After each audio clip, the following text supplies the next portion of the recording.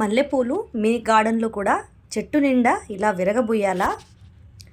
అయితే మరి చెట్టుకి ఏమేం ఫర్టిలైజర్ ఇద్దామని చూద్దాం.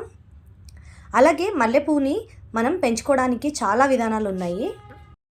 హాయ్ అండి, నమస్తే. నేను వేద. వెల్కమ్ బ్యాక్ టు ఎంత అందమైన జీవితం.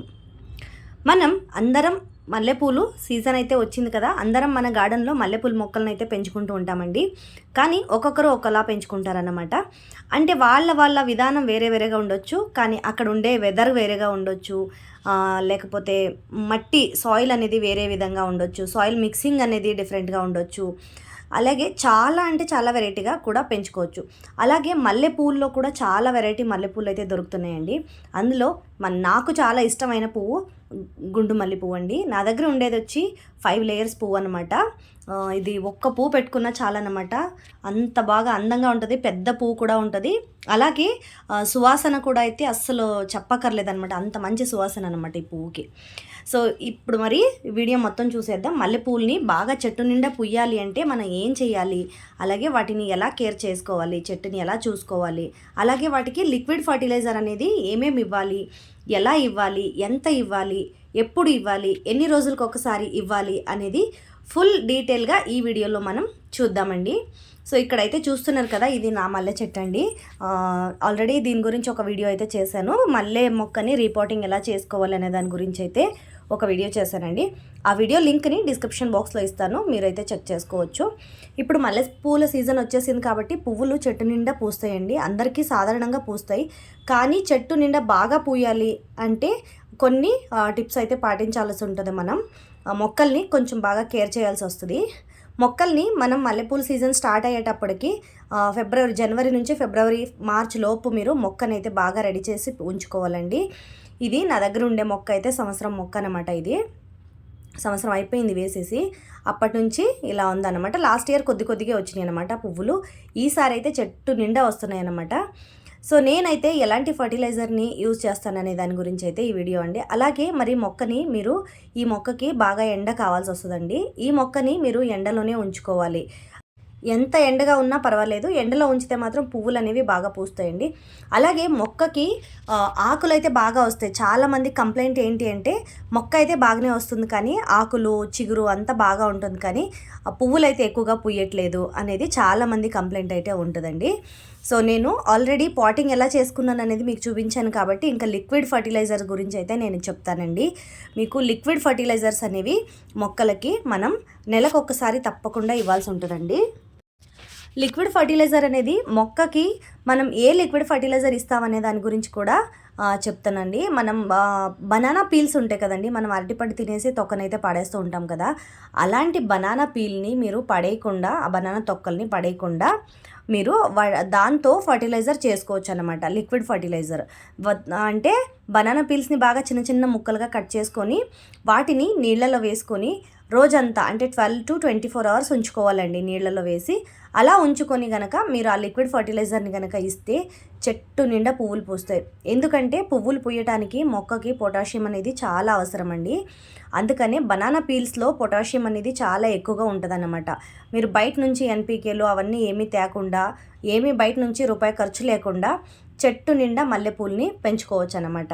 సో మీరు నేను చెప్పే కొన్ని టిప్స్ని అయితే తప్పకుండా ఫాలో అయితే మీకు కూడా చెట్టు నిండా పువ్వులు అనేవి పూస్తాయన్నమాట. సో ఇప్పుడు నేను చెప్పే టిప్స్ కొన్ని ఫాలో అవ్వండి. ఫస్ట్ వచ్చేసి మల్లె చెట్టుని బాగా ఎండలో ఉంచుకోవాలన్నమాట. మంచి ఎండగా ఉన్న చోట మల్లె చెట్టుని ఉంచుకోవాలి. అలాగే సెకండ్ టిప్ వచ్చేసి చెట్టుకి నీళ్లు పొద్దున్న సాయంత్రం, ఇప్పుడు ఎండ బాగా ఉంది కాబట్టి పొద్దున సాయంత్రం తప్పకుండా మీరు మొక్కకి నీళ్ళు అనేది పోయాల్సి ఉంటుంది. అలాగే మొక్కల పైన కూడా అంటే ఆకులు ఏవైతే ఉన్నాయో, చిగురులో ఆకులు ఏవైతే ఉన్నాయో వాటిపైన పొద్దున్నే సాయంత్రం 2 టైం కూడా మీరు స్ప్రే చేయాల్సి ఉంటుంది. వాటర్ స్ప్రే చేసినా పర్వాలేదు, లేకపోతే చేత్తో కూడా మీరు ఇలా చిలకరించుకున్నా కూడా సరిపోతుంది అనమాట నీళ్ళు. అలా మీరు మొక్కకి నీళ్ళు అనేది స్ప్రే చేయాల్సి ఉంటుంది. థర్డ్ వన్ వచ్చేసి మీరు మొక్కకి వారానికి ఒక్కసారి లేకపోతే 15 డేస్కి ఒక్కసారైనా తప్పకుండా లిక్విడ్ ఫర్టిలైజర్ అనేది ఇవ్వాలి. అది బనానా పీల్ లిక్విడ్ ఫర్టిలైజర్ అవ్వచ్చు, లేకపోతే ఆనియన్ పీల్ ఫర్టిలైజర్ కూడా అవ్వచ్చు. నేను బనానా పీల్ లిక్విడ్ ఫర్టిలైజర్ని ఈ వీడియోలో చూపిస్తాను. నేను ఆల్రెడీ చేసి ఉంచుకున్నాను అనమాట. నేను నిన్న ఉదయాన్నే వేసేసి నీళ్ళలో వేసి ఉంచాను అనమాట. సో దాని తర్వాత 24 అవర్స్ అయిపోయింది కదా.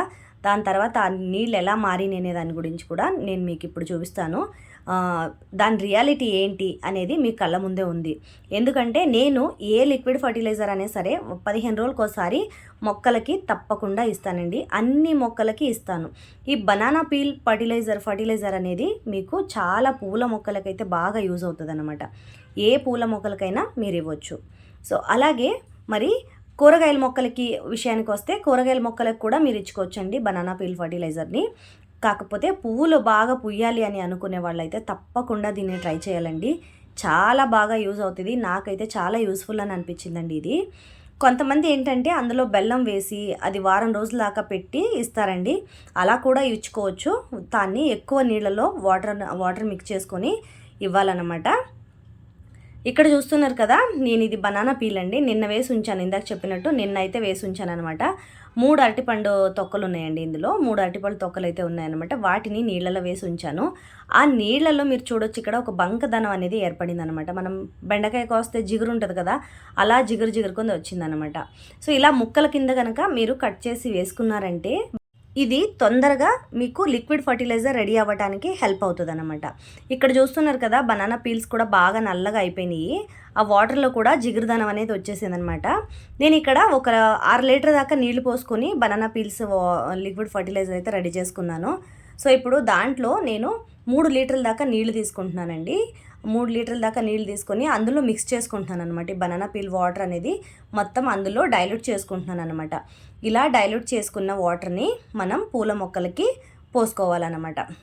అంటే మీరు లిక్విడ్ ఫర్టిలైజర్ని ఉదయాన్నే లేకపోతే సాయంత్రం కానీ ఇస్తే మొక్కలకి చాలా మంచిదండి.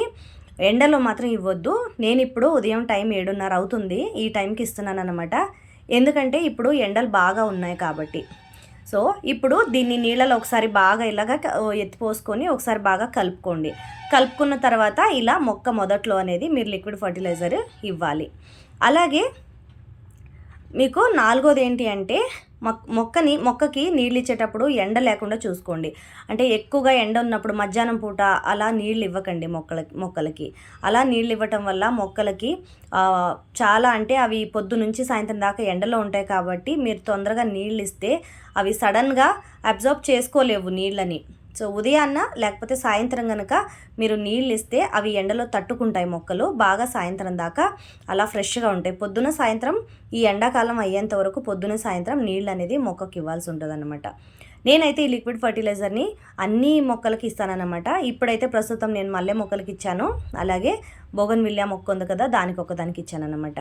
సో ఆ బోగన్విల్లా మొక్క అయితే ఇప్పుడు కొత్తగా నాటుకున్నాను కాబట్టి దానికి కూడా కొద్దిగా లిక్విడ్ ఫర్టిలైజర్ అవసరం అనిపించి ఇచ్చాను అనమాట. సో చూసారు కదండి, ఇవాల్టి వీడియో అయితే ఇది. ఈ వీడియో కనుక మీకు నచ్చితే తప్పకుండా వీడియోని లైక్ చేయండి, అలాగే షేర్ చేయండి. మన ఛానల్ని ఇదివరకు ఎవరైతే సబ్స్క్రైబ్ చేసుకోలేదో వాళ్ళంతా సబ్స్క్రైబ్ చేసుకోండి. మరెన్నో ఇలాంటివి కొత్త వీడియోలు అయితే వస్తూ ఉంటాయి అన్నమాట. ఛానల్ని సబ్స్క్రైబ్ చేసుకొని పక్కనే ఉన్న బెల్ ఐకాన్ని క్లిక్ చేసుకోండి. నేను పెట్టే ప్రతి ఒక్క వీడియో నోటిఫికేషన్ అనేది మీకు వస్తుందండి. Thank you for watching. ఎంత అందమైన జీవితం.